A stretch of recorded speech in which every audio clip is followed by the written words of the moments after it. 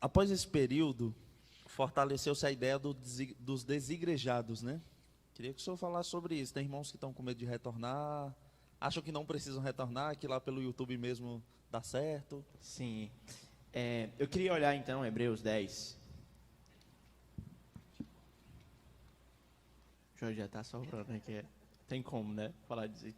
Hebreus 10. Para observar dois aspectos dos desigrejados, que são muito interessantes. Ele diz assim, Hebreus capítulo 10, versículo 24 e 25.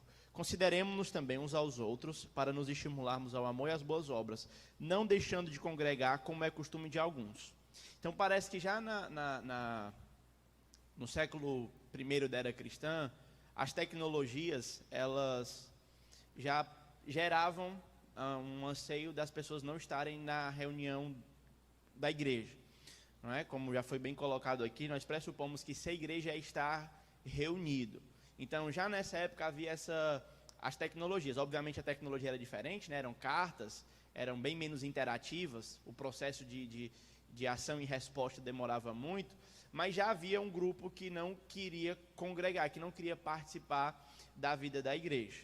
Só que, especificamente esse texto, ele trata de um grupo de desigrejados que é um pouco diferente da noção que a gente tem em geral. A noção que a gente tem, né, a gente lembra da década de 90, que quando a igreja começou a ganhar capilaridade cultural por meio das mídias, essas coisas, o povo começou a dizer, não preciso de pessoas para me ajudarem a seguir a Jesus. Eu só preciso de alguém que me ensine a Bíblia, e, portanto eu posso ouvir isso na televisão, no rádio, na internet, no MP3 e MP4, essas coisas assim que meio old, né? Vocês lembram disso?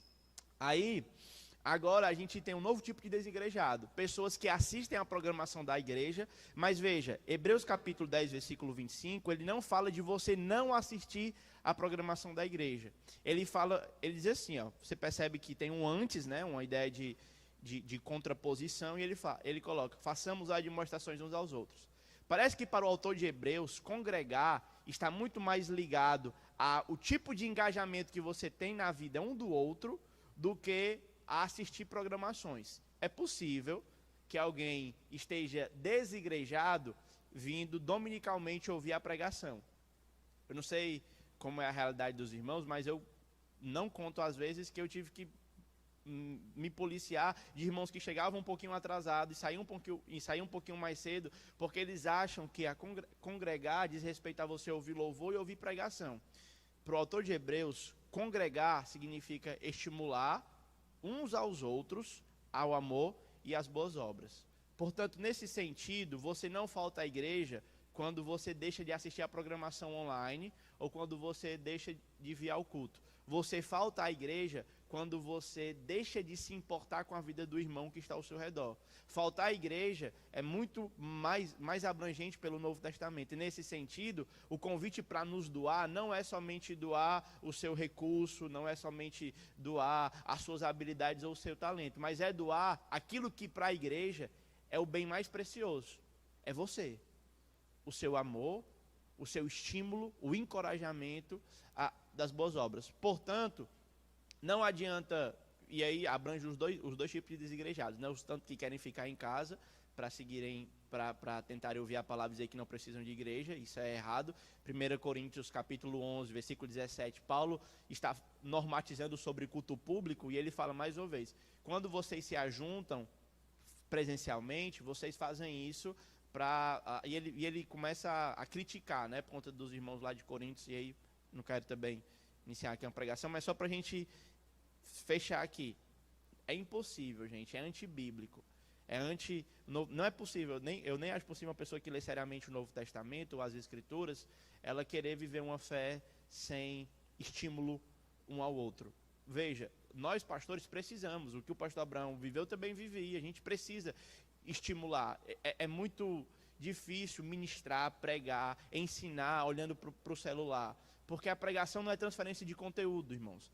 A pregação ela é um convite a uma prática, ela envolve relacionamento. Quando a gente prega, eu costumo dizer que nunca a minha mente funciona tanto quando eu estou pregando no domingo, porque quando eu subo eu leio o texto, eu fico olho o esboço, olho para os irmãos, lembro das dores, lembro de que irmãos precisam ser confrontados, a gente vai pregando e vai olhando para a comunidade, e nesse ambiente onde o Espírito de Deus nos guia, né, através da palavra, a gente é lembrado dessas coisas. Portanto, é impossível ser cristão, seguidor de Cristo, e não fazer parte de uma comunidade.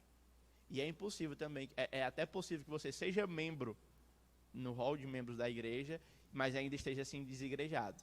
Se você vem ao culto e não se importa com as pessoas que estão ao seu redor, você está faltando à igreja. Entende? É possível você estar aqui e faltando à igreja. Não sei se isso ficou claro para os irmãos, mas voltem a esse texto e leiam depois. Paulo espera, o autor de Hebreus espera que a gente faça admoestações uns aos outros. Admoestações encorajar uns aos outros ao amor e às boas obras.